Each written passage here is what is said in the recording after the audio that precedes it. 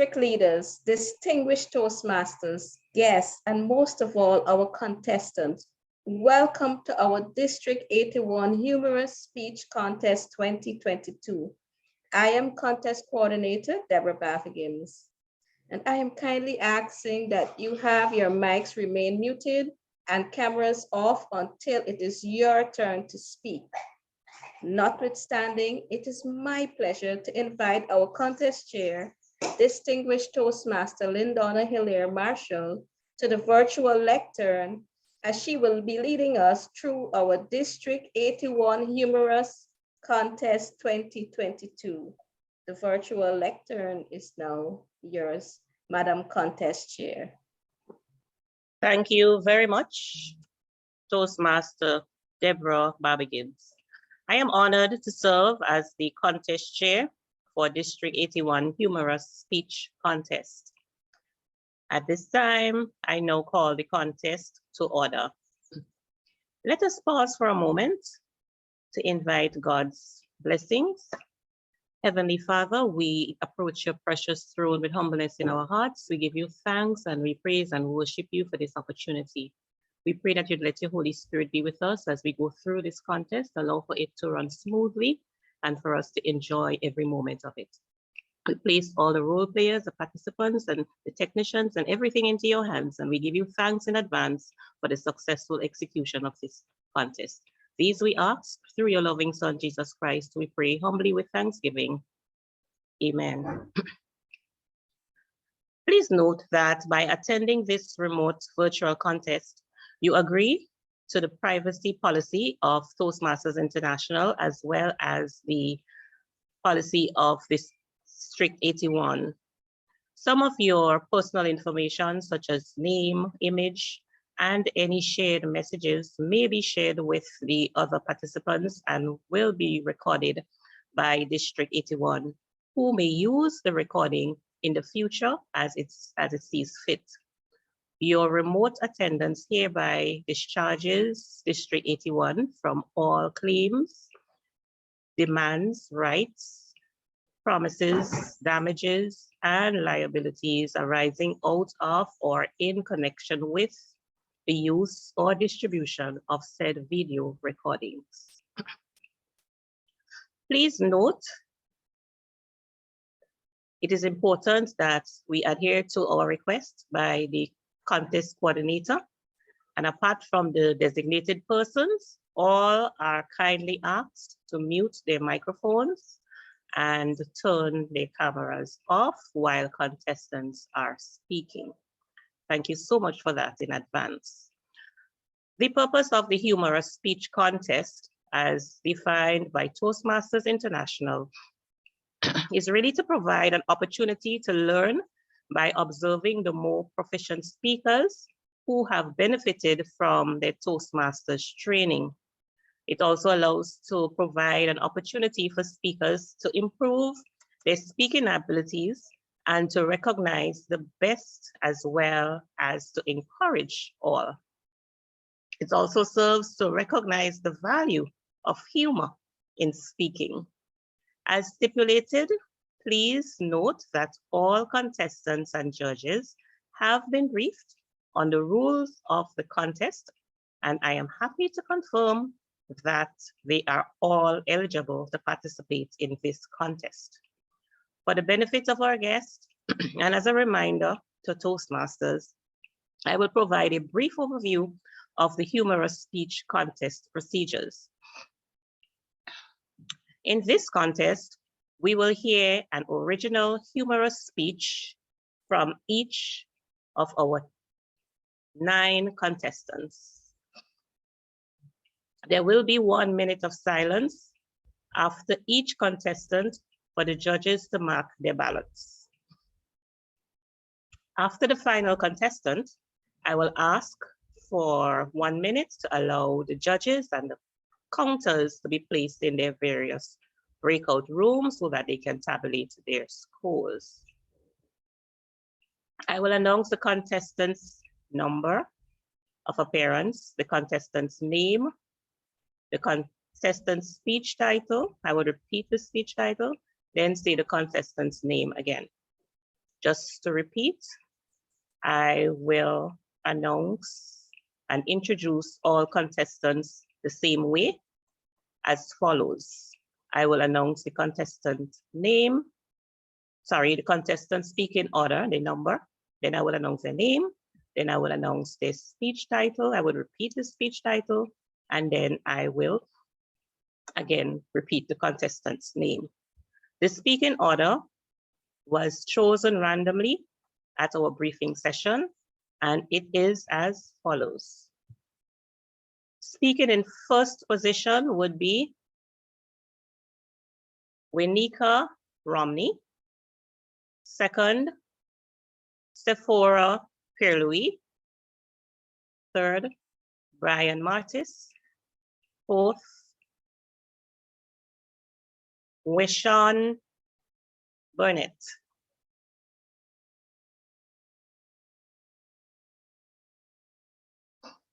Fifth, Marlon Joseph. Sixth, Perla Romney. Seventh, Sharon Powell. Eighth, Marva McLean. And ninth, Adana Lett.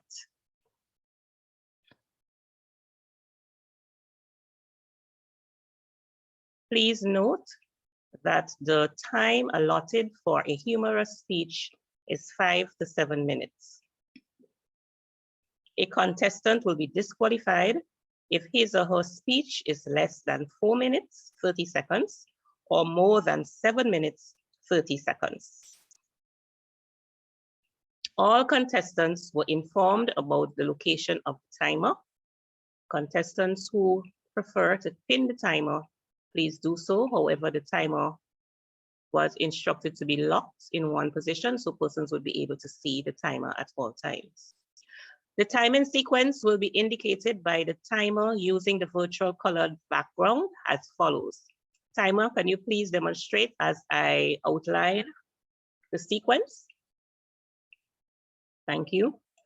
The green light will be activated at the 5th minute mark and will remain on until the amber light is activated at the 6th minute mark and will remain on until the red light is activated at the 7th minute mark and will stay on until the conclusion of the speech. No notice will be given should a speaker go over time. The judges will not consider time in their ranking of the speakers. If time disqualifications occurred, it will be announced prior to the result, not sharing any contestant name. Timing will begin with the contestant's first definite verbal or non-verbal communication with the audience. The timekeeper completing the timer's sheet will be the official time record for this contest. The subject for the humorous speeches are selected by the contestants. The speaker shall avoid potentially objectionable language, anecdotes, and material. The speech must be thematic in nature with an opening, a body, and a close, rather than a monologue or a series of one-liners. All speeches are to be substantially original. Any quoted material must be so identified during the presentation. With regards to any protest, please be reminded that protest based on eligibility, originality, and reference to another contestant's speech must be entered by the contestants or the voting judges to either the chief judge, Toastmasters Shanari, or myself before the results are announced. Once the results have been announced, all decisions are final.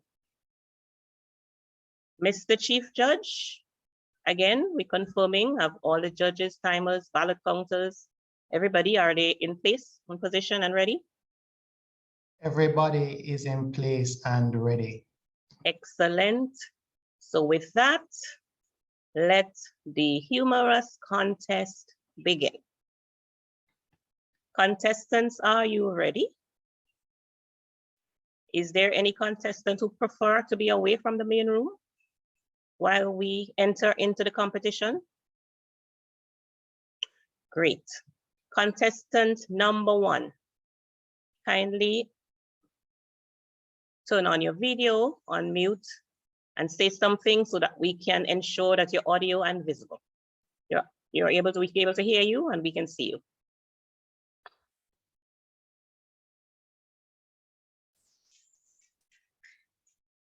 I am unmuted. Can you hear me? Can you see me? We can hear you, we can see you. Contestant number 1, Winika Romney. They never tell you that. They never tell you that. Winika Romney. Fellow Toastmasters, I am sure that each one of you have been victims of a smart sub-club committee at your Toastmasters club. Yes, a smart sub-club committee at your Toastmasters club. The name of that smart sub-club committee is They Never Tell You That. That is the committee that reels you in, telling you all the comfortable things, but somehow forgets to tell you the not so comfortable things.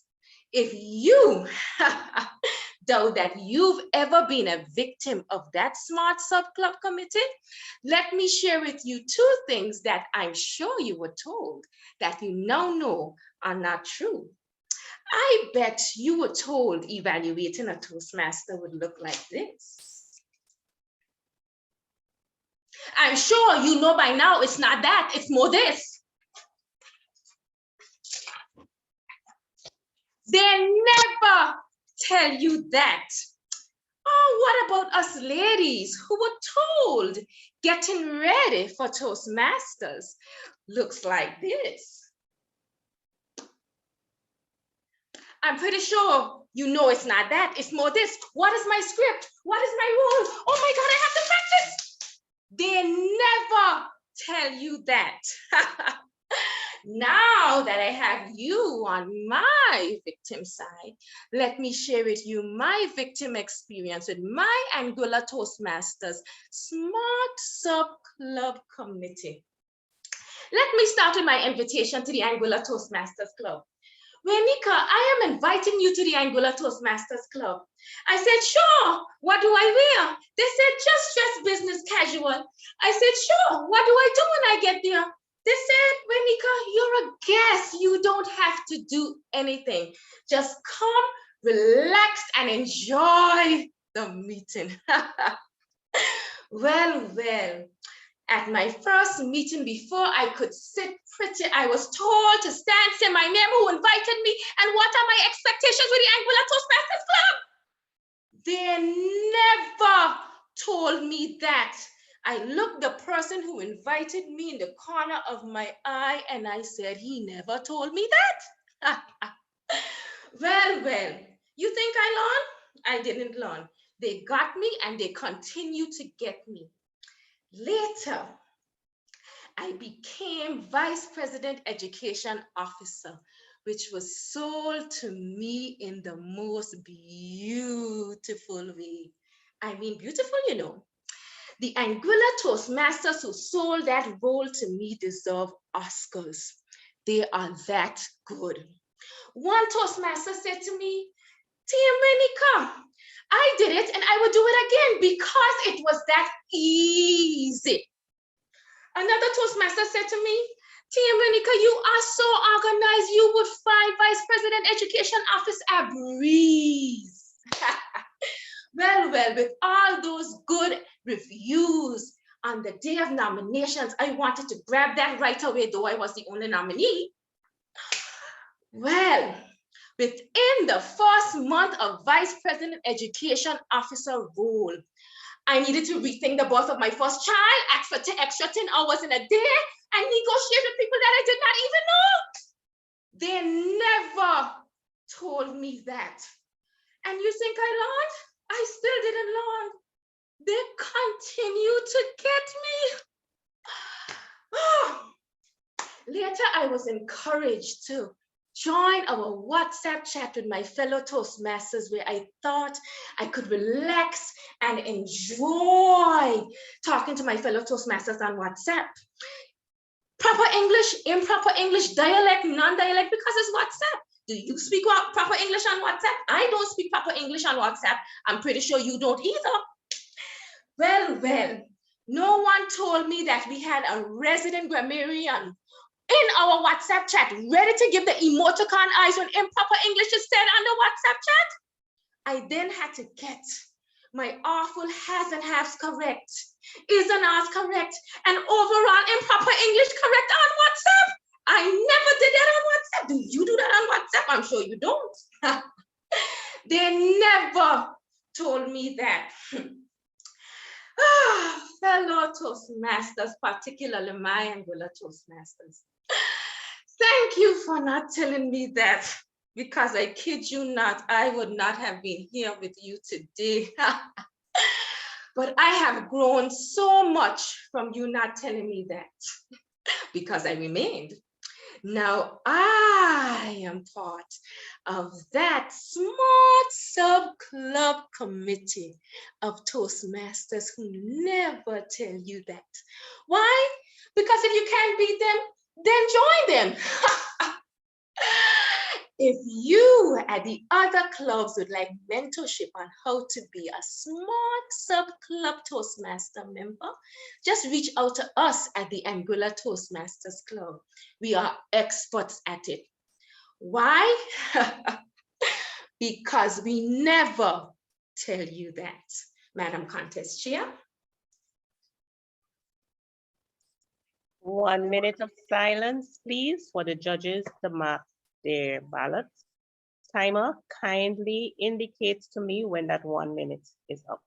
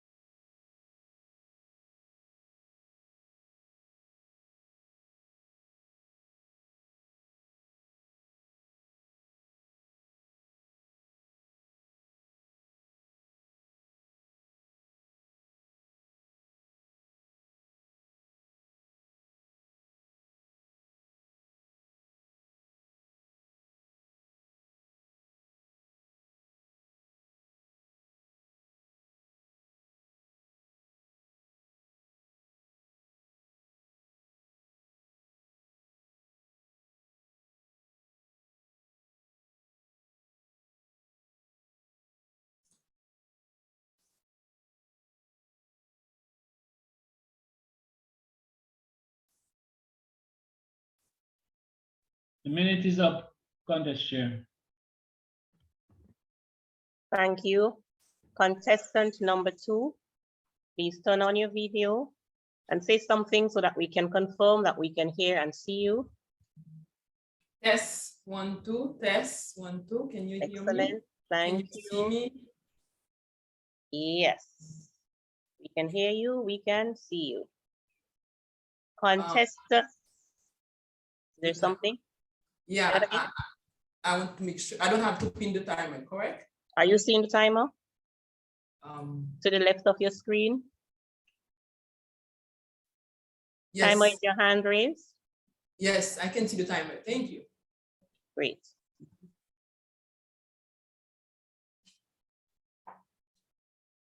Contestant number 2, Sephora Pierre-Louis. Amazing. Amazing. Sephora Pierre-Louis. Have you ever seen children who cry for no reason in particular? They are hungry, they cry. They are full, they cry. And when they get wonderful gifts at Christmas, they cry. Take all these kids crying, multiple by 10,000 exponent infinities. It was me when I was a young girl. Contest chair, Theo, crying people. It is the fact that I was grumpy. And I'm certain it was because at birth, I did not cry like you all did. So to make me cry, the healthcare professional spanked me so bad, which has left me with abusive trauma. Until today, I can still feel the spank. One day, I was crying as usual, and I went to my mom to get some comfort. She looked at me and replied, Sephora, you better stop crying and be serious if you want to become someone important one day. I thought I was already someone important by then. So I tried to look as serious as possible. Until pretty soon, I overheard the conversation between my parents saying that the neighbor has become someone very important because he won the lottery. Aha! So one day, I was about 8 years old. After school, without my parents knowing, I decided to stop by the grocery store. Sir, can I buy a lottery ticket? He looked at me and replied, for whom? Startled, I mumbled, for my daddy. And it has become a habit. Please don't send me to the Lottery Anonymous group because one day I won the jackpot. Yes. With this ticket, I was about to become someone very important. So I ran to my dad, Mom, I won the lottery. To my shock, my dad looked at me and replied, Sephora, money is not for kids. It's for grown-up who finish school, have a job, and are married. You see this? My dad grabbed my winning lottery ticket to go claim my jackpot money. Surprisingly, my dad came back as quickly as he left, furious. Because I missed the jackpot. I read one number in reverse. Yes, hopefully. My dad thought he could become someone very important before me.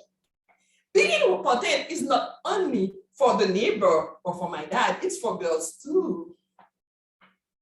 As a result, my parents became very mad and I was grounded because now they said kids are not supposed to play the lottery.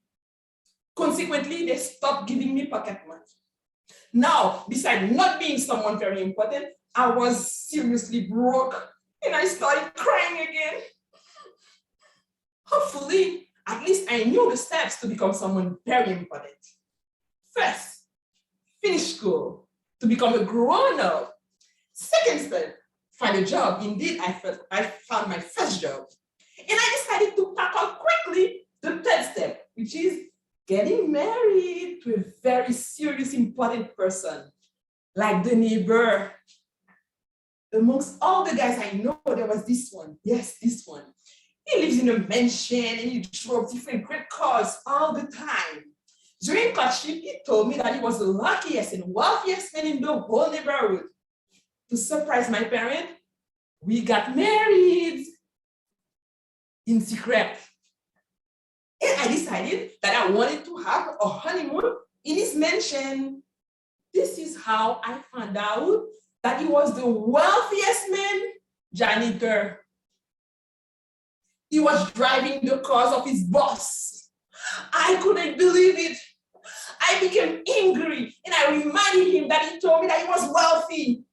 And he replied, honey, I always told you that I'm the luckiest and wealthiest man because I found you and you became all what I have, my greatest asset. Shocking, isn't it? I was looking for a wealthy man to become important and he was looking for asset to become wealthy. And we became two losers. As a result, I lost all my illusion. I became cranky. And every day before I leave home, I will let him know, By the time I'm going to be back home, I will be tired. You see, I wasn't tired yet. I was going to be. Upon return, I was said, I'm home. You're damn lucky I came back. I could have gone someplace else.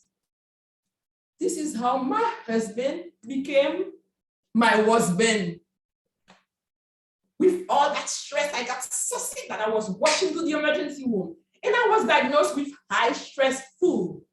The doctor recommended that I take a break.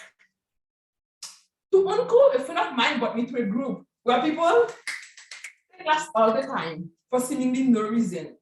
Always celebrate the brain with a toast, and they call themselves Toastmasters. Fellow crying people, this time off has helped me to finally discover 3 patterns. First, the neighbor, yes, the neighbor, he becomes someone important. My dad wants to steal my winning ticket to become important. My husband wants to use me as an asset to become wealthy, so he will become important. All of that created a bad karma. From abusive trauma to bad karma, I have decided to start a movement to change the paradigm. I boiled the 3 steps into no step, and I've created an amazing association called Toasters. I'm inviting you all ladies, yes, you ladies in this room, to join me to become very important Toastmistress. Contest chair. 1 minute of silence, please, for the judges to mark their ballots.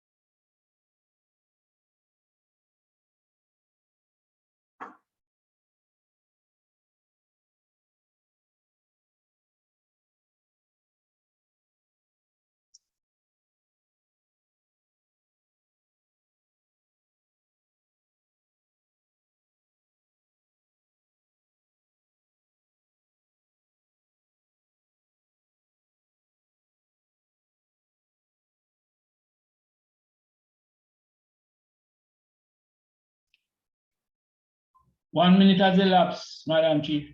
Contest chair. Thank you. Contestant number 3, please turn on your video and say something so that we can double check your audio as well. Something. Something. Like it, like it. Contestant number 3, Brian Martis. You should have asked. You should have asked Brian Martis. I gotta go. Contest chair, fellow Toastmasters and guests, that was my plight some time back. You see, I had visited a friend, and when I was leaving, I feel like a number 2 want to come on. But I said, I'm going to get home on time. Because I'm like 5 minutes, less than 5 minutes away, so I'm going to get home. Well, I know maybe some of you are just like me. I don't like using toilets of other people. So that's why I decided that I am not going to ask to use the toilet. So I said my goodbyes quickly, jump in my car, speed out the yard, go to a small alley, get onto the main road. As soon as I get onto the main road, I hear, what do you know? I got a flat tire. Of all the times to get a flat tire, you mean is no? I said, no, but I cannot drive on this tire like that. So see me, I chime quickly now to say, let me try change this tire quickly. And all this time now, number 2 was slowly getting persistent, doom. I went in the car, went to the back of the car, take out the jack, take out the spanner, come to the wheel and start trying to loose the wheel. Man, I realized that those nuts were so hard. But anyway, I fight with them. And number two, keep getting persistent. So I start doing like this now to make sure that number two stay where it is, because I don't want number two to get out. Man, I do like this on the tire. Crank the tire, cranking, but all the while I still have to try to keep number two at bay. So I keep one not gone. Okay, good. So coming again, crack, two nuts gone. And it was a hassle to get all those nuts off. But finally, when I got them off now, I said, no, number two was getting even more persistent. And he said, no, I said, no, I can't keep this thing in. I can't keep this thing. I got to put it down somewhere here. So I went in a corner trying to put it down. And as soon as I was going to put it down, people start passing. I said, no. I can't put it down there. I come back again. I said, no, I must get this tire off.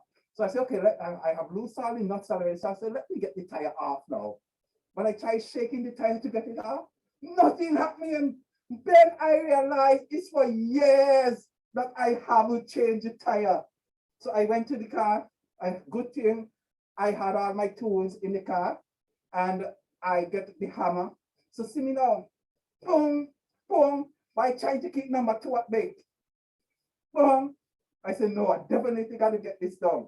I can't hold it no more. I said, no, okay, look like nobody coming. As soon as I go in the corner there again, somebody start passing, because I said, no, I can't put this down here, because these days, everybody now have a video camera.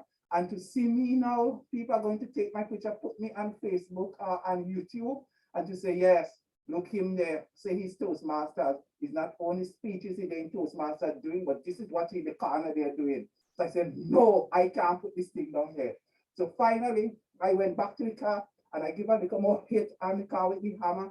So I say, you know, out of rage and anger, I just turn like that and boom on the tire and it pops off.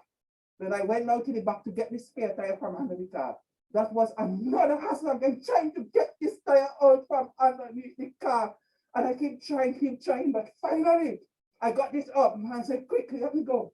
Again, number two become more persistent. I said, no, I really got to put this thing down. I try putting it down again. People keep passing, and I said, I really got to keep number two in. Finally, I got the tire in now on the car. So I tight my waist, try tighten it, and put the tire back on.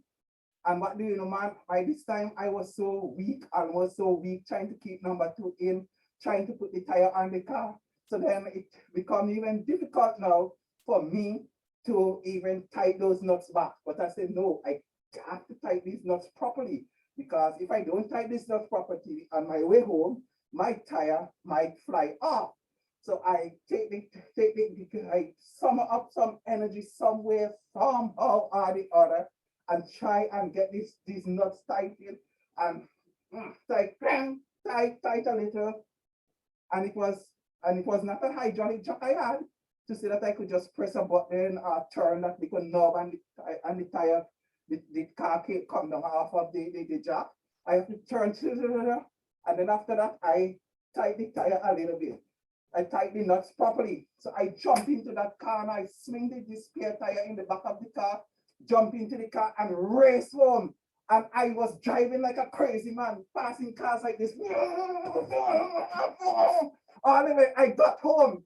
When I got to the yard, I got in front of the gate, I pulled the handbrakes and I even jumped out of the car before the car stopped. And I keep running towards the house. I said, anybody in the bathroom, move, get out. So I reach home in the car.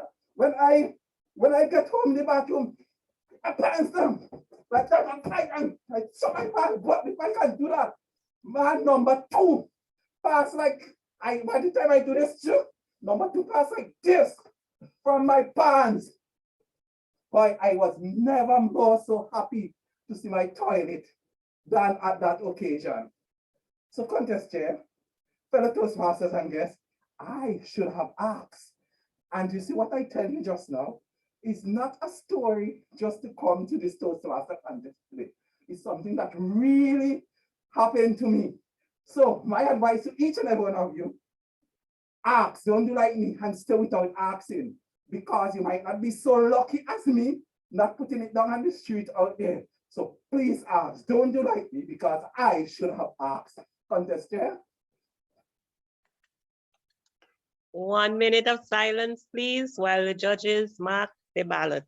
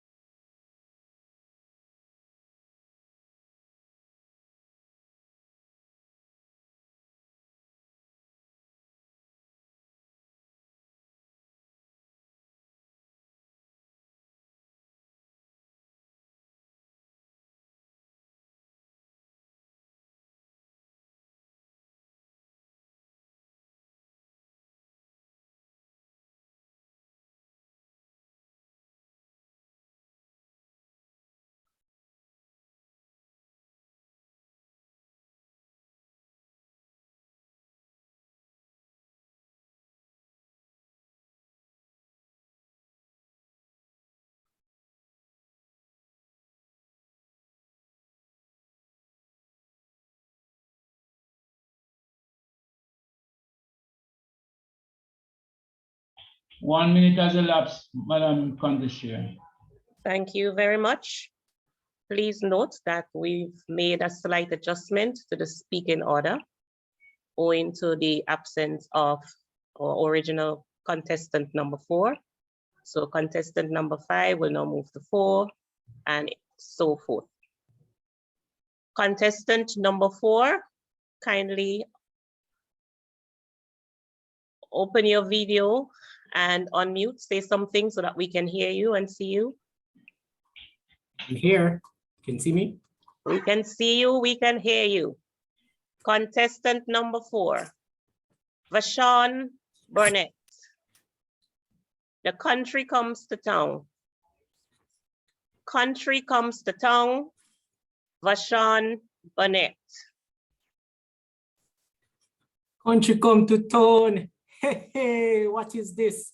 Madam Contest Chair, fellow Toastmasters and friends, good afternoon. It was Giovanni Ruffini who once said, if country life is more helpful to the body, it's no less so to the mind. Do you believe that living in a rural area, or as we Jamaicans call it, the country, is more fulfilling than living in the town? Think about it. I personally believe that life in the country is nicer than life in town.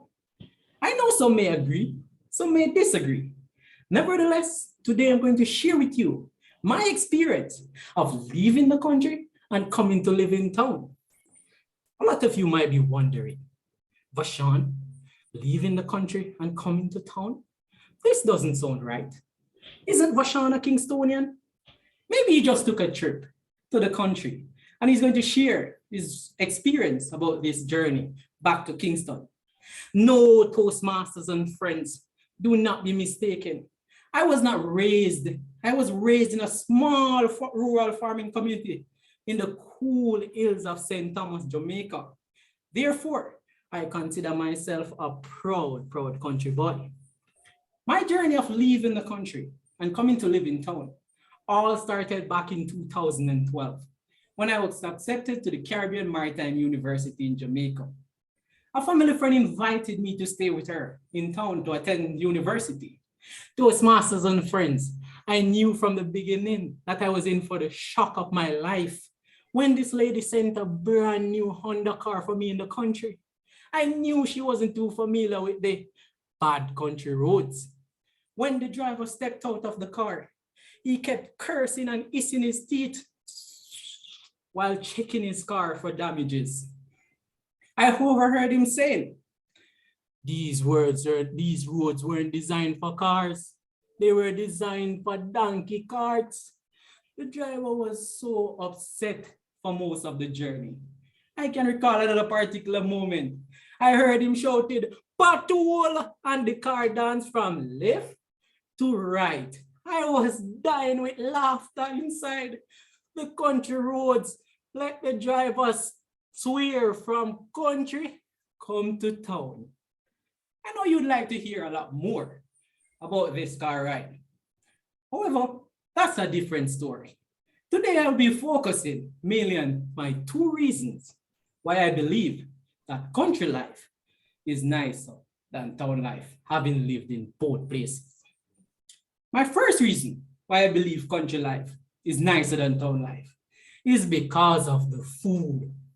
In the country, you get the freshly dug renta yam, the breadfruit, and the freshly picked pumpkin, the freshly cut banana and plantain, just to name a few.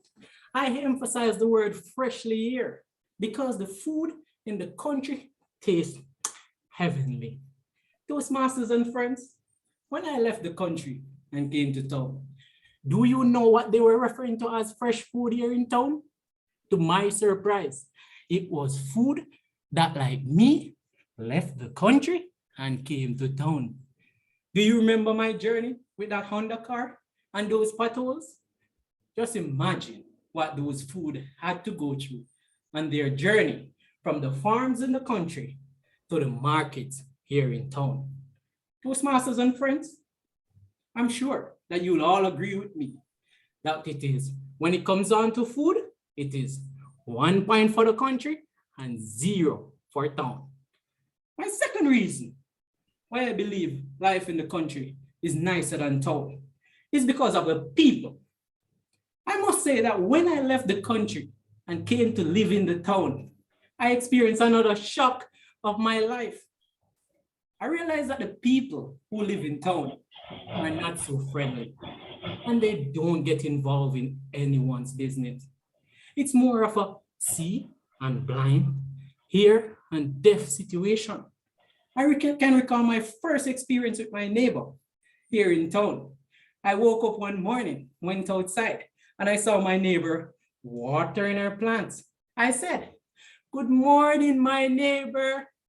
The lady stared me in my eyes and kept watering her plants. The next day, I went out and I said, "Good morning, my neighbor." Her eyes made 4, and she just looked at me from head to toe and hissed her teeth. Toastmasters and friends, do you know what I did when I saw her the following day? I said, "Good morning, my neighbor." Until this day, I am still awaiting her response. Unlike in the country where I was raised, if you ever dare not to tell persons good morning, you'll be labeled as rude and disrespectful. I find country people to be more loving and more caring. They're so caring that they strive to know everyone's business. I must say that despite being in each other's business for the wrong reasons, the persons in the country, they look out for each other and they share whatever little they have with one another, except for their money or their partners. Well, Toastmasters and guests, after hearing this presentation, wouldn't you agree with me that country life sounds nicer than town life? However, despite our preferences, let us learn to appreciate each other for our differences, because it's our differences that defines us. As C.J. Eck once said, and I quote, "We're all products of our environment. Every person we meet, every new experience or adventure we have, every book we read touches and changes us, making us the unique being we are." My recommendation to each of you when traveling or relocating to new destinations is to be open-minded and to remember this Roman proverb: when in Rome, do what the Romans do. With all said and done, Toastmasters and friends, if it was up to me in 2012, I would have never left the country and come to town. Madam Contest Chair. Let us observe 1 minute of silence for the judges, please.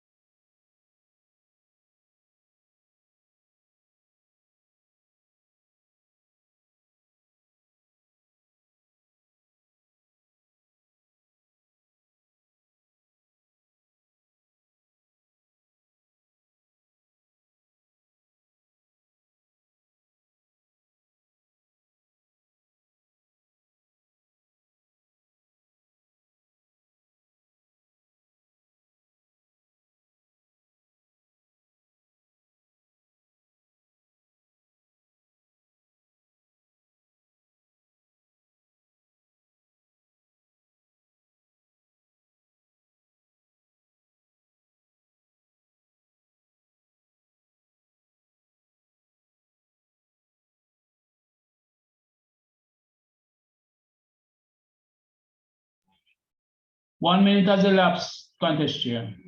Thank you very much. Contestant number 5, kindly turn on your video and let us know if you can hear us. Double check your audio.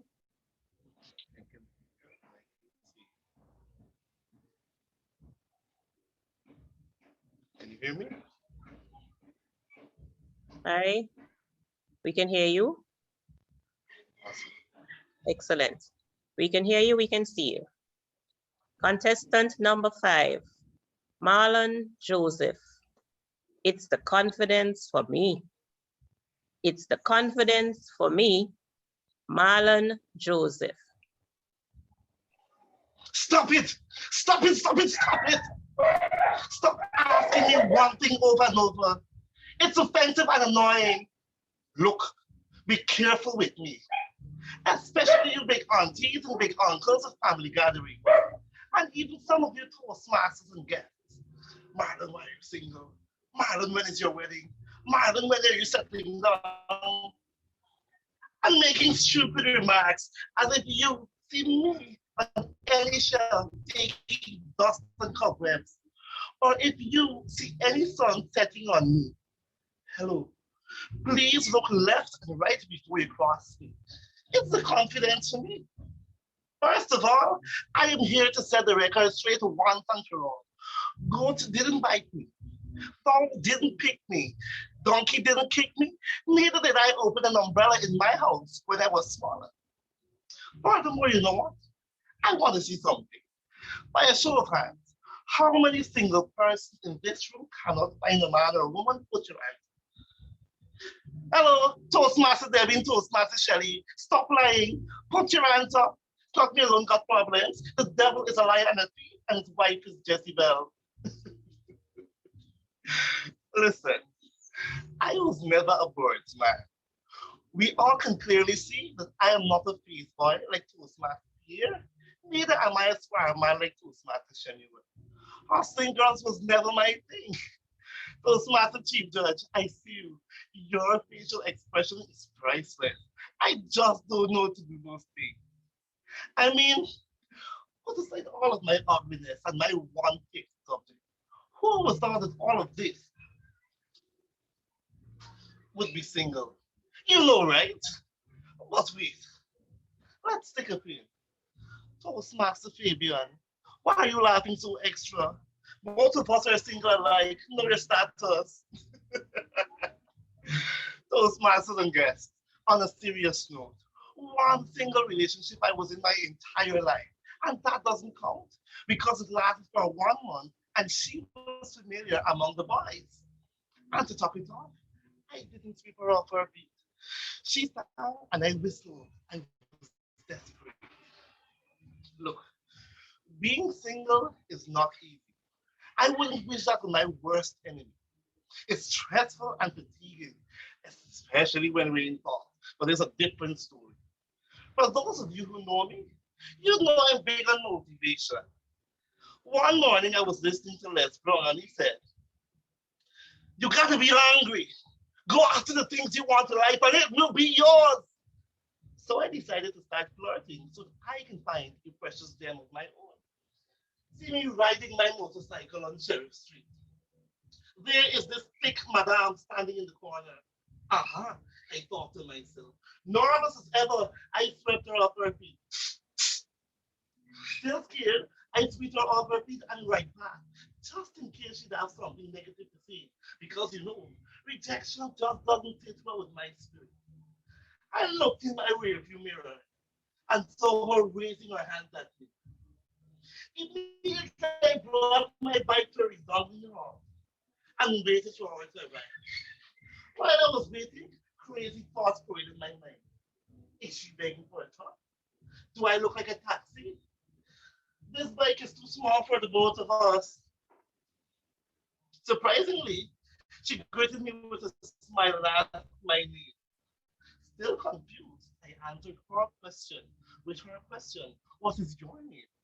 She then giggled and said, hi, my name is Amanda, nice to meet you. It was at that point, excitement colluded my brains with my mouth and responded foolishly, me to nice you. Amanda then made an about turn, caught a bus and left. It was then I looked up to the sky and said, my God, forgive my stupidity. Toastmasters and guests. Ever since then, every time I open up my heart and pour out my heart to someone, they just change the subject. So I'm just continuing my life, single. But of course, I am now living confidently because I have mastered the craft responses, which I will share with you to defend my singleness. And as I said, God did invite me. And for all of you singles who are afraid to attend family gatherings and is tired of people being on your back, do not be dismayed. Have no fear. Toastmaster Marlon is here. My years of being single, I have mastered the craft responses, which I'll share with you tonight. You have to up your responses. How can you say I will get married when the time is right? Have you ever seen the time say 7:87 p.m.? Exactly, because the time is always right. Come a little closer. Next month is June.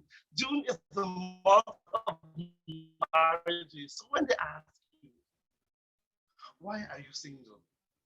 You can respond by saying, I'm working on myself. Or you can say, married on my wedding day. And for those who have the audacity to tell you, everybody's getting married except you, look them straight in their eyes and ask them. And remember to be so dramatic that they dare not come again with this quote unquote total confunction nonsense, which is who they want. And remember to pass the emphasis as we learn in Toastmasters. If you're hungry, say that.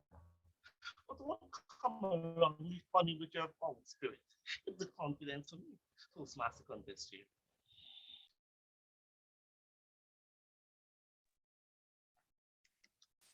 Let us observe 1 minute of silence, please, for the judges.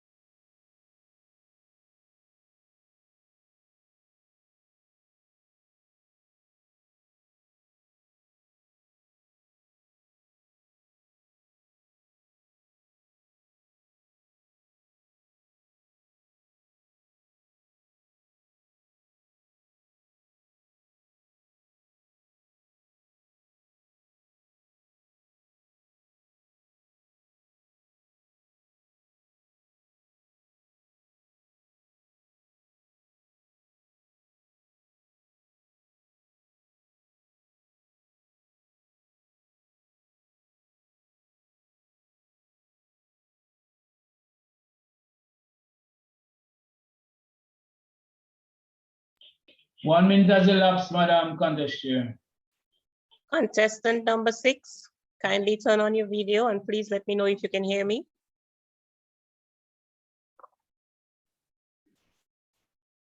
I can hear you. I can see you. Excellent. Contestant number 6, Pearlie Romney. Only in the Caribbean. Only in the Caribbean, Perla Romney. Contest Chair, honorable judges, fellow Toastmasters and guests, do you know Caribbean people, they are very, very special? Ha! Only in the Caribbean. Only here. We are just a special bunch of people. For example, most of us speak English. However, we have words that are alike, but still mean something different. For example, the word cuckoo. The word cuckoo in Dominica, BVI's, and Barbados means fungi for us. Cuckoo is something that they eat.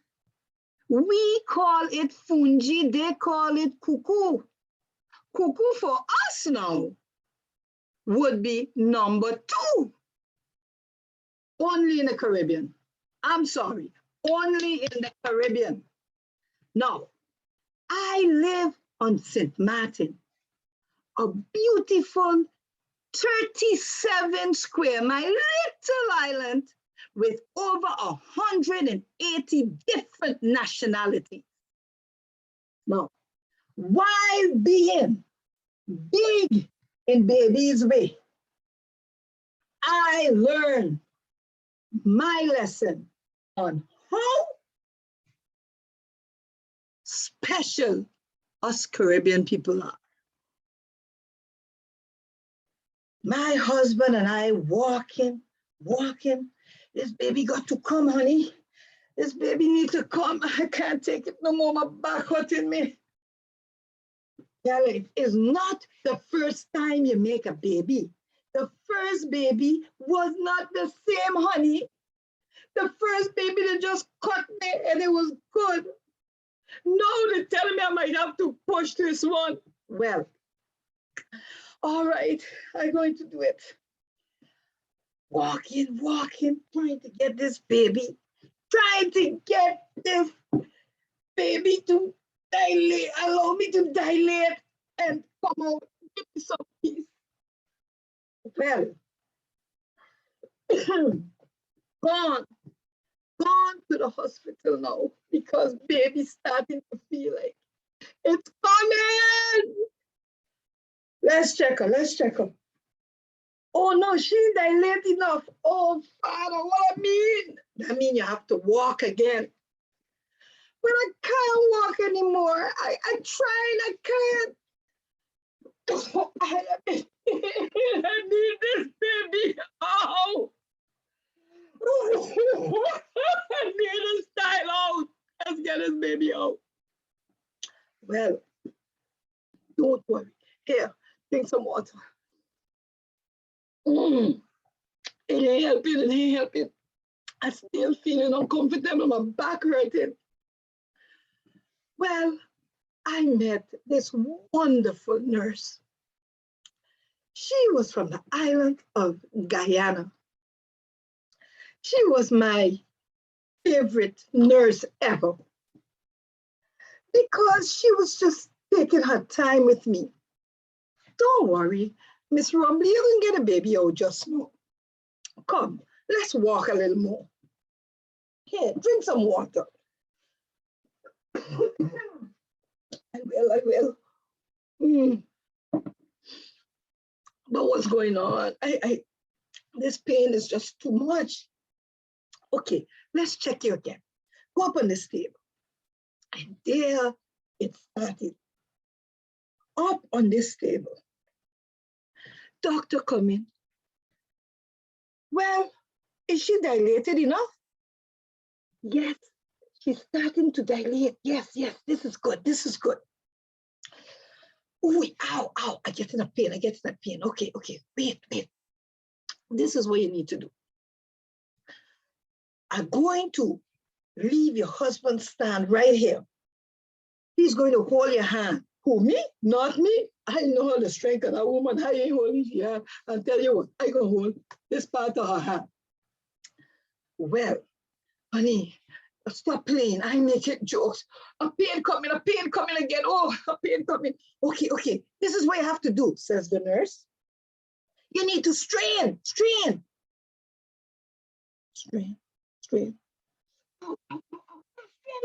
out. Oh, pain, strain. Joel, what's wrong with this lady? Ow, strain, I said strain. Think? She mean push. Honey, if she wanted to say push, she would say ow, and she would have said push. No, strain, strain, no. Push, Joel, push. Oh, this baby don't want to come. This baby just ow. Strain, push. Okay, strain, push. Oh, push. Good. So, there is your baby. I told you if you strain, you would get this baby. Excuse me? I didn't even understand that you was trying to say push. We could have had this baby long time. Well, only in the Caribbean. Only in the Caribbean, I say, where words can mean totally different things. Madam Contest Chair, my baby boy, Jeremy Rumley, was born because a strain and a push. Back to you. Let us observe 1 minute of silence while the judges mark the ballots.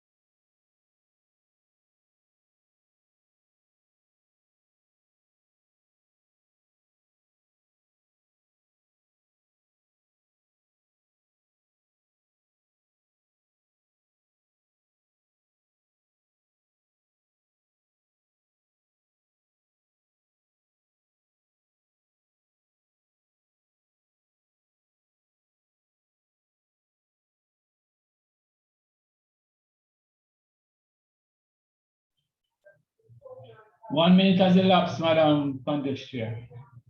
Thank you. Contestant number 7. Please turn on your video and let me know if you can hear me so that we can double check your audio and video. I can hear you. Can you hear me? Excellent. We can hear you. We can see you. Contestant number 7. Sharon Powell. Maxine and the vaccine. Maxine and the vaccine. Sharon Powell.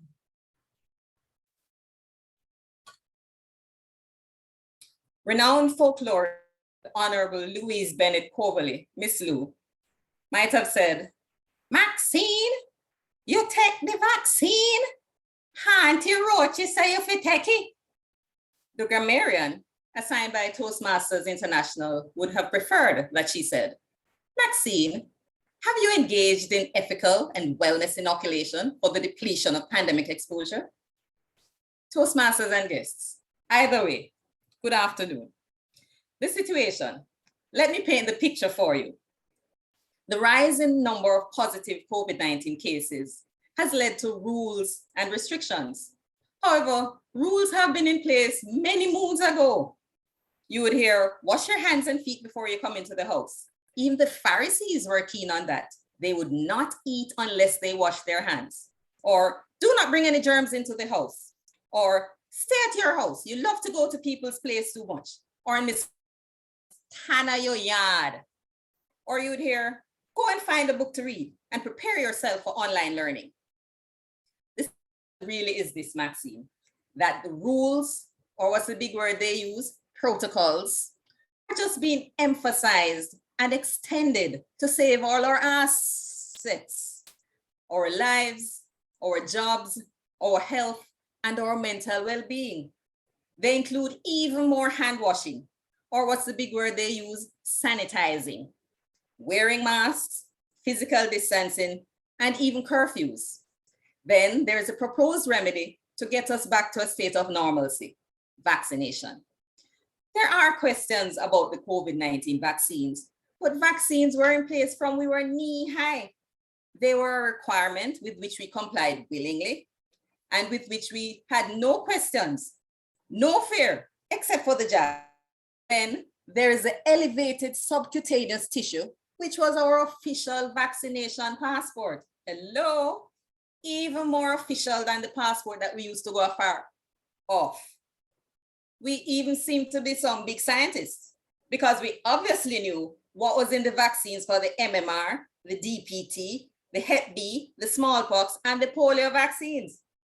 And yes, Miss Maxine, you with your doubtful Thomasina self talking about, I don't know what is in the vaccines.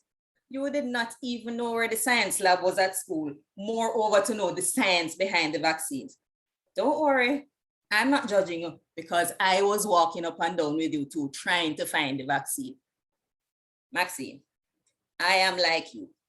I do not know what is in the vaccine, just like how I do not know what is in the fried chicken from that army man. What's his name? Colonel Sanders. What did he say? If I took the vaccine? Seriously. Maxine, look, we have to get back to life as we knew it. You're not even maintaining the physical distance. If you do not keep the 6 feet above ground, you may end up 6 feet below ground. In 2019, they say stay away from negative people. In 2020, they say stay away from positive people. And in 2021, they could not make up their minds. So they say stay away from all people. Worse, in 2022, they say, you know what? Take a shot.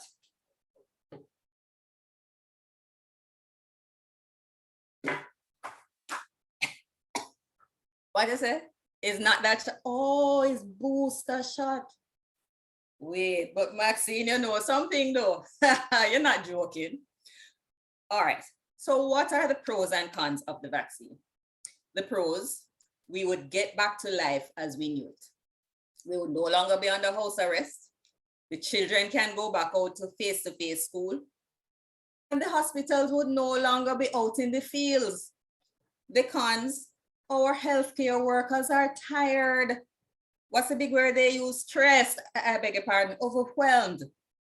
Also, persons would be losing their jobs. And you know when that happens, according to the general bounty killer, they would get very cross, angry. Maxine, I've also heard that a lot of places have been asking for proof of vaccination. Uncle Sam called the other day to say that anyone who is coming for holiday or to overstay or even to run away cannot come unless they have proof of vaccination. And you and I love to go and visit Uncle Sam afar off. Maxine, do not procrastinate. Please do your part to help eradicate. So please vaccinate. What did they say? If I took the vaccine? Maxine, seriously. You know what? Let me wrap this up here. You complaining about curfew. You ever experienced Toastmasters International 5 to 7 minutes curfew? When they wave that red mask in front of your face, it's not to protect you from COVID. It's Toastmasters International curfew time. What you say? You don't know which brand to take. You think at the supermarket, pick, choose, and refuse? Maxine, take any brand. What brand of MMR did you take? Miss Bioethicist? Wasn't it the no-name brand? Take any brand. Just do it. You can either take the single dose or the double dose. Anyone, just do it. Maxine, go and take the vaccine and pick me up when you're going so I can take mine too. Madam Contest Chair. 1 minute of silence, please, while the judges mark their ballots.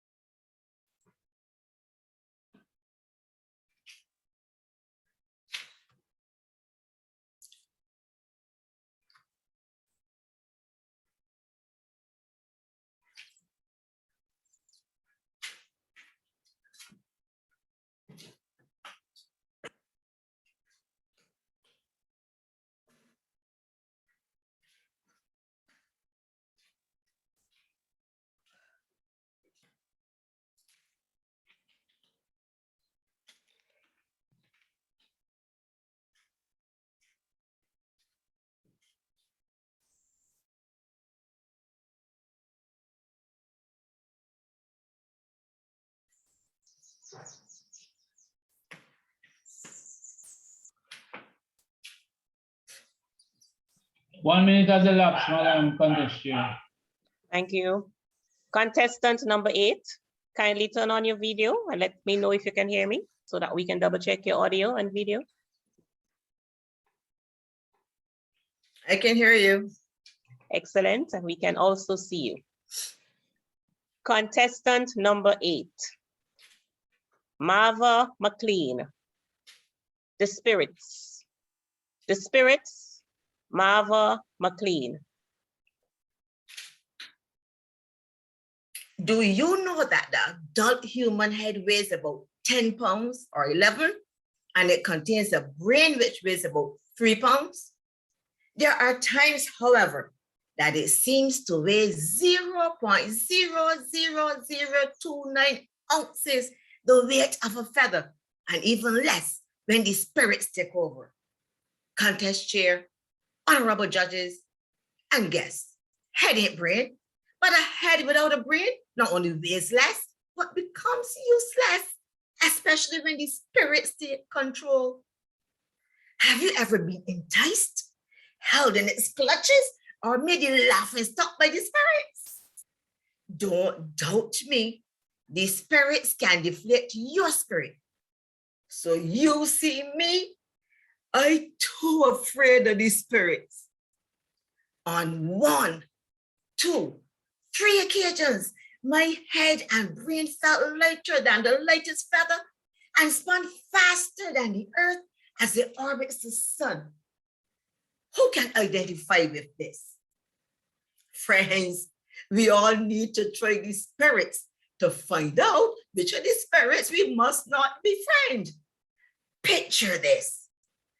44 years ago, this bright-eyed, bushy-tailed teenager could not wait for the last day of secondary school to end.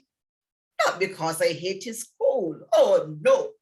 It was the final day at school with friends with whom I had become closely acquainted.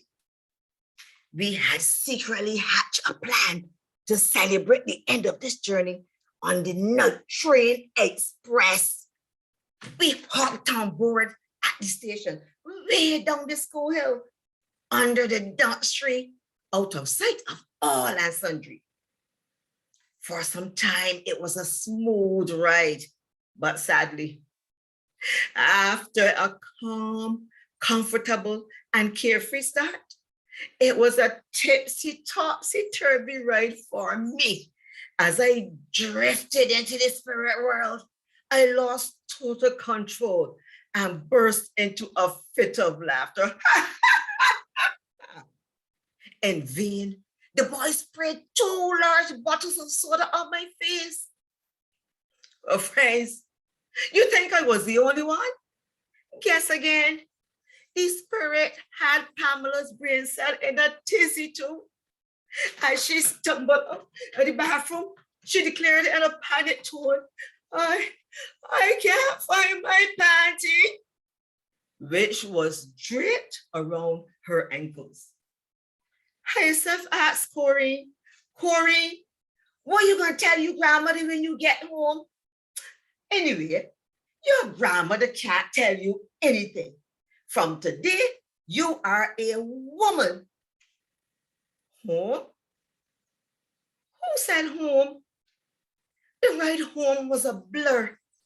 On arrival, my head and the bed and the bathroom spun like the proverbial top. When my mother peeped and asked, you ready to go to church? I silently asked God's forgiveness and only nodded. Friends, my spirit was willing, but the spirits held my body weak. I never saw the church door that night. Talk about a hangover. Toastmasters and friends, I hate it when the spirits take complete control. Madam Contest Chair, only a real fool doesn't learn from mistakes. Imagine 2 years down the road, while vacationing in St. Vincent and the Grenadines, after a day of fun and frolic in the hot briny sun, we made a beeline for the beach bar on Union Island. And you said, and Pamela ordered pina coladas, and I did too. After taking only 2 small sips, a giggle turned into a fit of laughter. Everyone stared in disbelief with quizzical looks on their faces. Hyacinth hit the nail on the head. Marva, which pina colada did you order? The same as the 2 of you? Oh no, you should have ordered a virgin. Virgin? Virgin? Girlfriend, do you expect me, born, bred, and raised in the church, to know that? The only virgin I know is the Virgin Mary. By now, you would think that my nose would be able to sniff the spirits from a mile off. Sorry to disappoint. I found myself in the same dilemma on yet another occasion. My glass of juice was spiked by my mischievous son, just for a laugh. And my virgin orange juice was now a drunken mimosa. My head became a swirling tornado, and a fit of laughter erupted. Who said, once bitten, twice shy? Ha!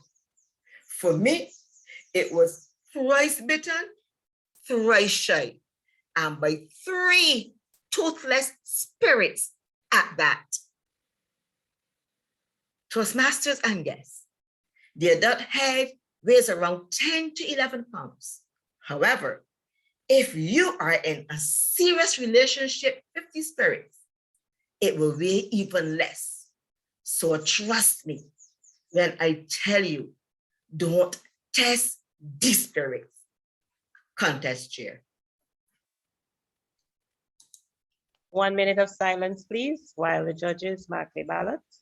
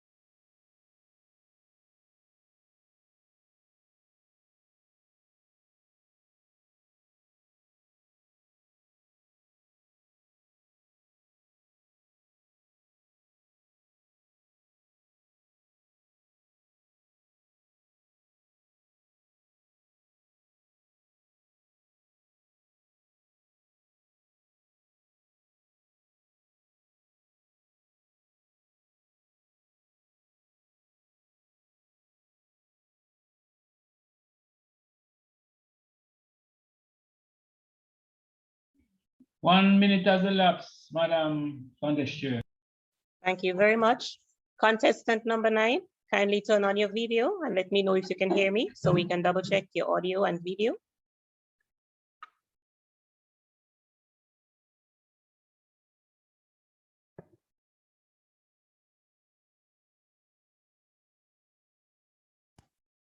Is contestant 9 back in the room? Yes, I am. Great. Is your video started? Yeah. So you can hear, we can see. Is the video on? Yes, my video is on. Okay, excellent, great. Contestant number 9, Adana Let. Hilarious Horrors. True Tales of a CSR. Hilarious Horrors. True Tales of a CSR. Adana Let.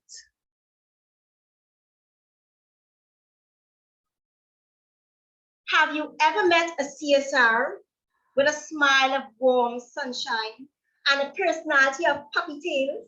They leave you wondering, why can't I be that happy? Is there something wrong with me? That's the first superpower of a CSR. It's called the black hole phenomenon, known as the supernatural ability to suck up all the positive energy from any room, leaving none for anyone else. Madam Contest Chair, good afternoon. Welcome to CSR International, the place where every CSR will thank you for blaming us for all of your life's problems. This afternoon, you will walk a mile in my shoes, but to succeed, you will need two more superpowers. First, the psychic ability to foresee your customers' needs, and two, charm. Be outstanding at apologizing for things that aren't your fault. Today, we will meet these customers: the majestic, the mime, the psycho, the digging beaver, and the flute. There's a line, you guys. First customer. Good day, sir. How may I help you? Shorty, may I have your number? Okay, freeze. Who is this customer? You got it. The flirt. Guys, do you know what I'm cashing for this dude? Guys, let me give you a bit of romance advice. It's really not a good idea to flirt with the CSR when you're buying a pregnancy test. That's a clear indication that you're not available. Unfreeze. Next customer. Good day, sir. How may I help you? Is there anything else you'd like to have, sir? Stop, freeze! Whoosh! Oh my God, what was that? Did you see it? It flew 2 centimeters from our heads. Sir, was that your water bottle? Did I tell you I wanted anything else with that? You guessed it, the cycle. Okay, this is one lesson. If you ever need to upsell the cycle, do so at your own peril. This is one scenario where customer service and marketing strategy do not meet at all. Oh wait, do you hear it? A minute pervading voice in the distance. It's coming from the third position in the line. Listen. May I have a Panadol? Panadol? Panadol? Okay, so we are in a bind. We have 2 customers before us, but customer number 3 is screaming for our attention. Guess who this is? We'll get back to her later. Good day, sir. How may I help you? Brap. There's a $20 bill on our counter, but there are no words coming forth. Who is he, you may ask? You are being graced by the mind. Let's use our powers of clairvoyance to determine what he wants. He doesn't seem to have a fever. He doesn't seem to have a cold, but he must have a headache because he's pointing ever so slowly at his head. Deduction in 3 seconds. So here's the next lesson, guys. If you weren't born a psychic, wipe the thought from your mind. You are not cut out to be a CSR. But after today, you will learn how to smile on the outside and scream on the inside.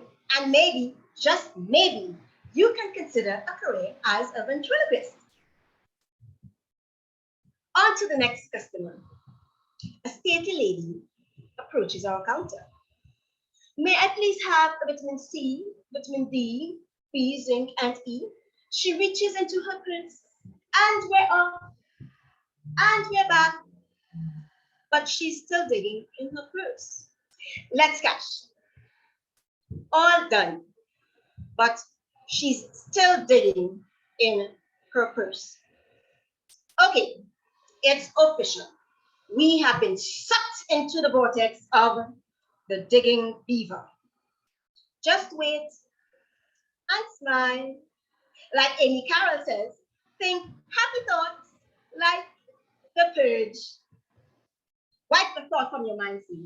Get out of the gutter. Think happy thoughts. Purge yourself. Embrace patience and gratitude. She's finished. Okay, so the pervading voice has finally arrived. If you haven't guessed it by now, the pervading voice is the majestic. Lines, cues, and processes were not made for royalty. How will you know when you meet a majestic? Why, you'll hear their pervading trumpets long before their royal arrival. So you don't hear me asking for a Panadol all this while? No, ma'am. I apologize, ma'am. What royalty wants, royalty gets. Your Majesty. So, okay. If you haven't forgotten every single thing that I've taught you today, Trini, remember this. Upsell the cycle at your own peril. After all of this, I see you. Yes, you sitting there asking yourself, is it at all possible to get good customer service these days? Why, of course it is. Just do your transactions quickly and get out of the line. Remember, CSRs are always happy to see our customers leave. CSRs are always happy to see our customers leave happy. Have a nice day. Madam Contestant. Now we will give the judges 1 minute to mark their ballots. Then we will allow the counters to be placed in their breakout room. During that time, I will conduct a short interview with our contestants.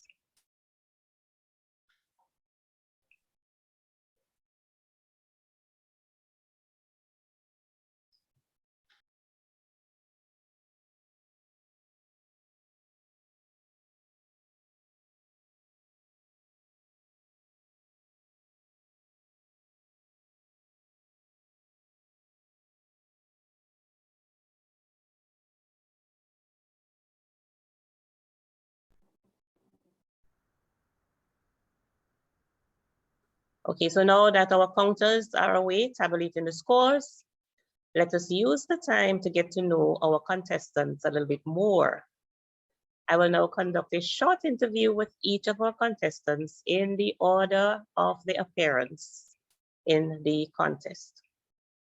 We also take this opportunity to present them with a certificate of participation. Contestant number 1. Winika? Winika, are you with us?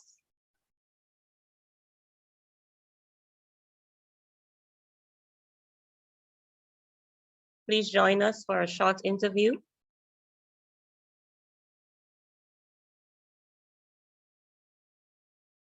Can our Sergeant at Arms confirm if our contestant number 1 is in the room?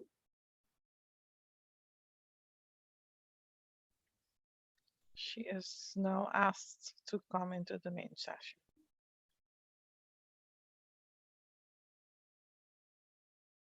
Are all our contestants in the main session? No?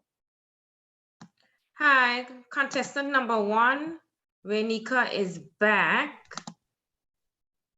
Yes, all are supposed to. Hi. Okay, I'm trying to start my video and I'm unable.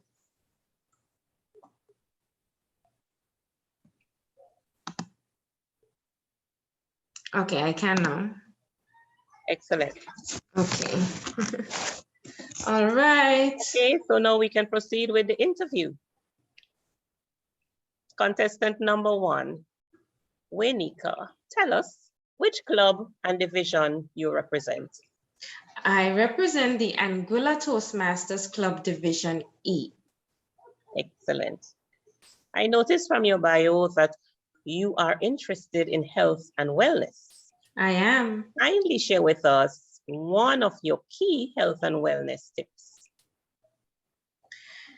One of my key health and wellness tips are fasting, intermittent fasting.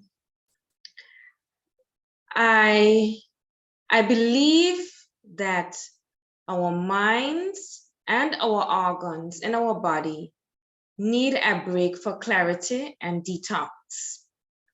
So I encourage persons to engage their bodies in fasting. That's no sugars, and no meals, water, tea without milk and sugar, and allow the body to be able to filter, detox, clear itself so that it has time to rejuvenate and restore.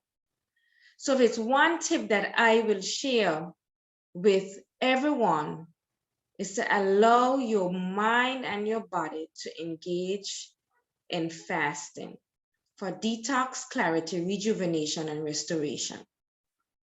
Thank you very much. Please accept our certificate of participation. Thank you. Thank you. Contestant number 2.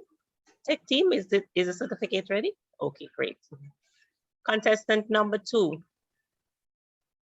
Sophia Louis. I'm here. I have an invitation to join a room and I cannot start my video.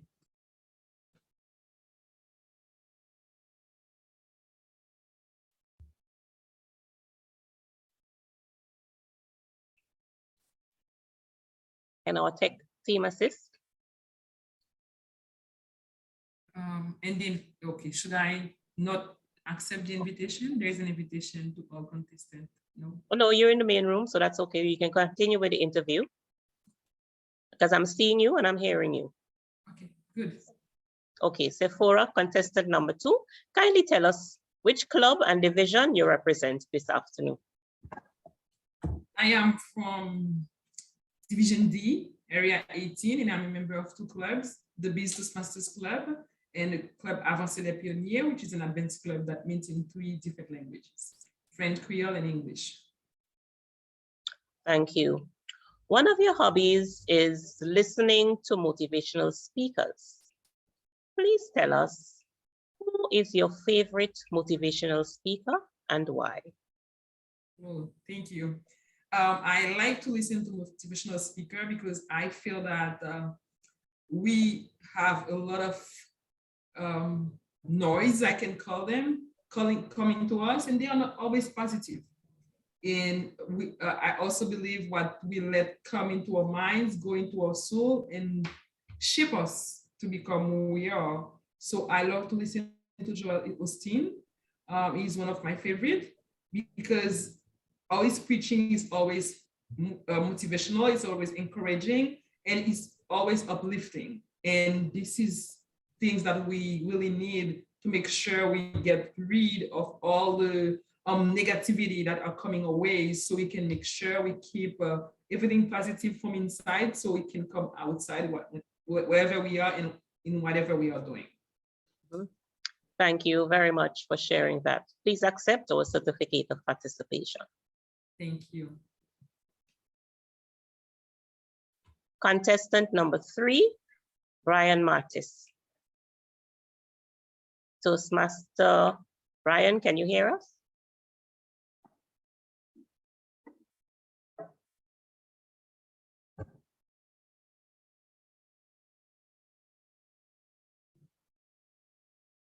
Is Toastmaster Brian in the room?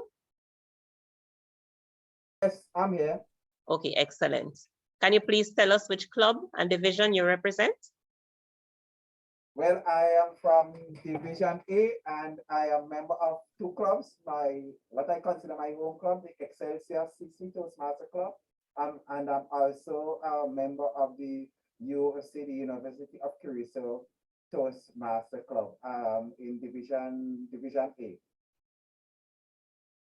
Excellent, thank you. I notice here that you like planting. Yes. Excellent. Please share with us what is your favorite or what you prefer to plant. What is it you prefer to plant?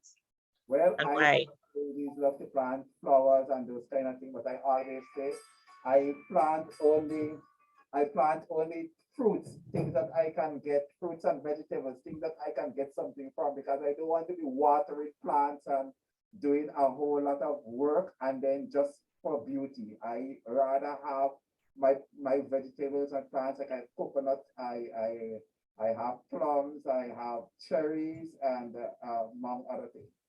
Oh, excellent. Do you have mangoes by chance? Well, my mango tree is not doing so well. All right. Thank you so much for sharing that with us. Please accept our certificate of participation. Okay, you're welcome. Thank you.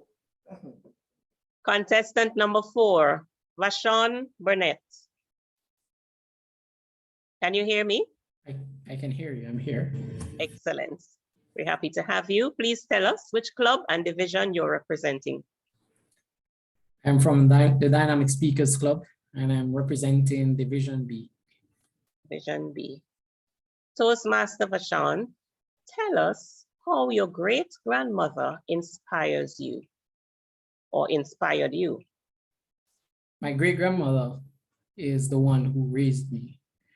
And I'm from, my mom had me while she was in high school. So I was raised by my great-grandmother, and since last month, she became 99. So she's 99 years old. And she inspired me because one way in which she inspired me is that she's not good at the reading.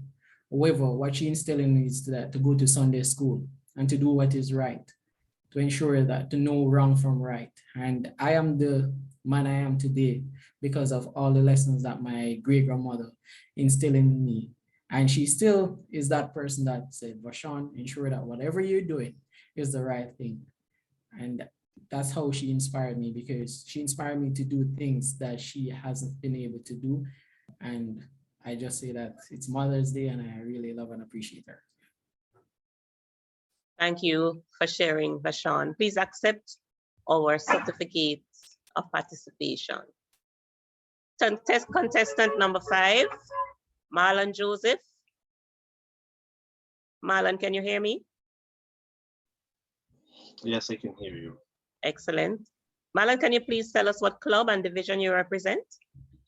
Awesome. I'm proudly representing legendary Toastmasters Club in the young and energetic, vibrant Division J. Excellent. Toastmaster Marlon, I noticed your favorite quote is, "What is my name?" by Olivia Pop. Kindly tell us a bit more about this quote and its significance to you.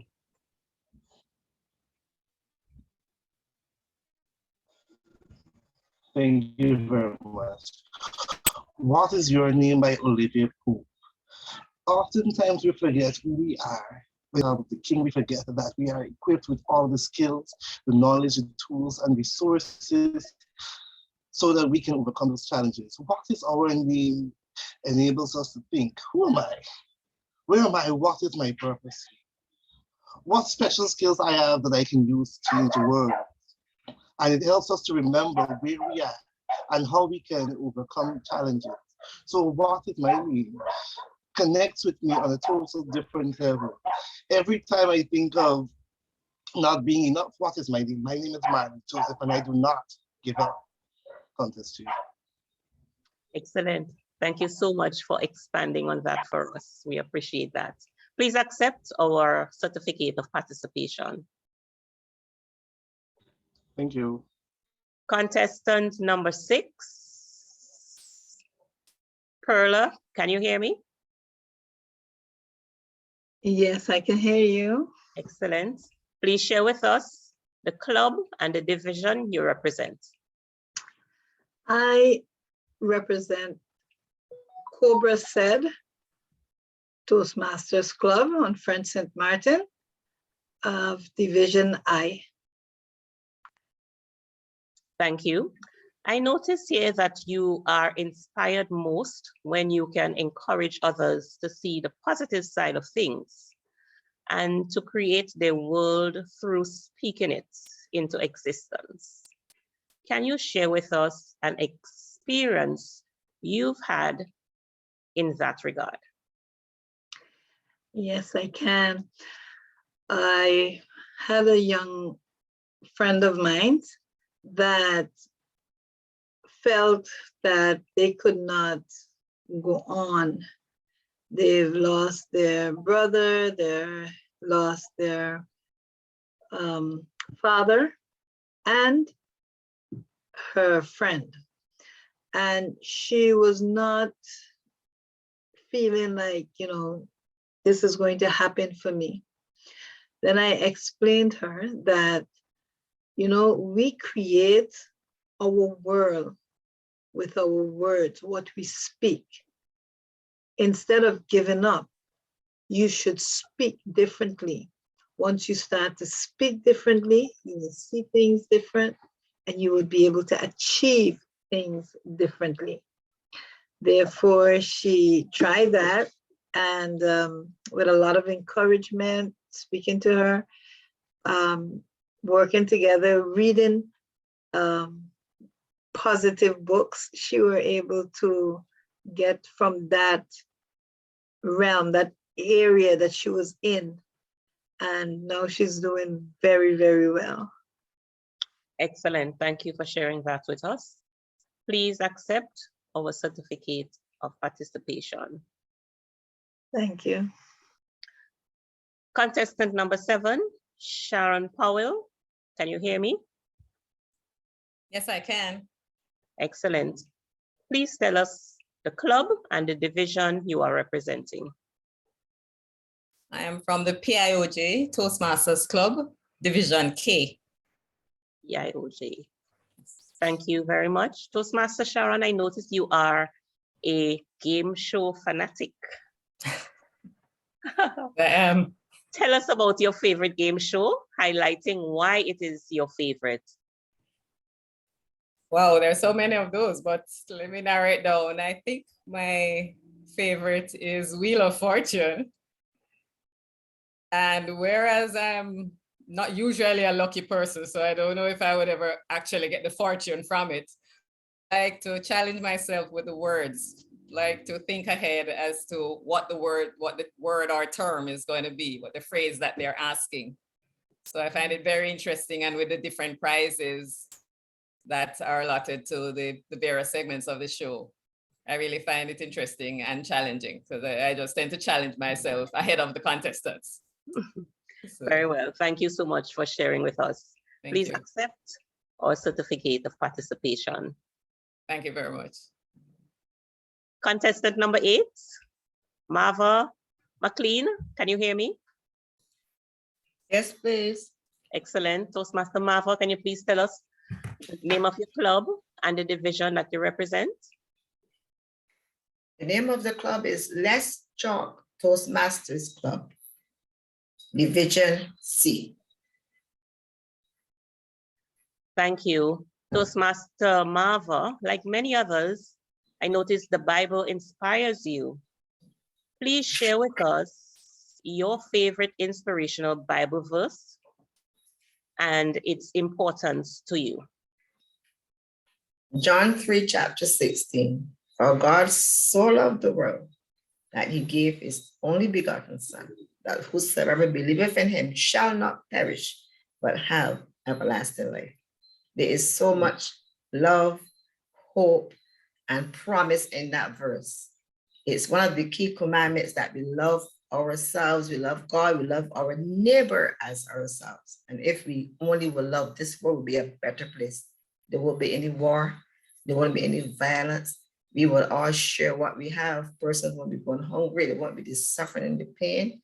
And if we just love, love makes the world go around. You will say, as you were young, it's love, it's love, it's love. I want to thank God for loving us so much that he gave his only begotten Son to die so that we can have, that I can have eternal life.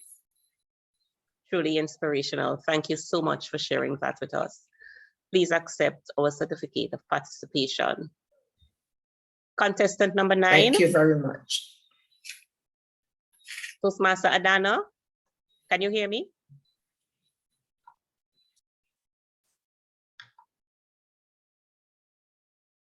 Hi. Excellent. Toastmaster Adana Let, please tell us which club and division you represent. Good evening, Madam Contest Chair. appointed Transformational Toastmasters, Transformation Leaders Toastmasters Club from Division F. Like our previous speaker, you indicated that the boundless forgiveness of God inspires you. Tell us how God's boundless forgiveness inspires you. Well, that statement ties into the quote that I use as my favorite quote, being from P. Sharon: having self-compassion begins and ends with having compassion for all those imperfections we don't like to look at or think about. And the importance of that is, many of us think that it's easy for us to, well, it's often easy for us to forgive others and forgive our children or dogs, etc. But we are often very hard on ourselves. But if we remember the boundless forgiveness of God, then how can we fail to forgive ourselves? Because if we fail to forgive ourselves, what happens is that we prevent ourselves from truly living in the love of God. We prevent ourselves from accepting challenges and having new life-changing experiences. And we, by extension, impede our own personal growth. So it's only through compassion, self-compassion, and accepting God's forgiveness and love himself that we can truly show unconditional love to others and to ourselves. And thereby will extend that to communities and the families of others, etc.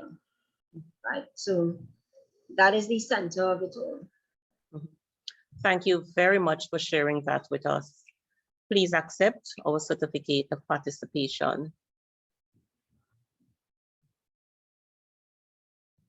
Heartfelt thanks to all 9 contestants in the District 81 2022 Humorous Speech Contest. Well done, everybody. Mr. Chief Judge, are you ready with the results?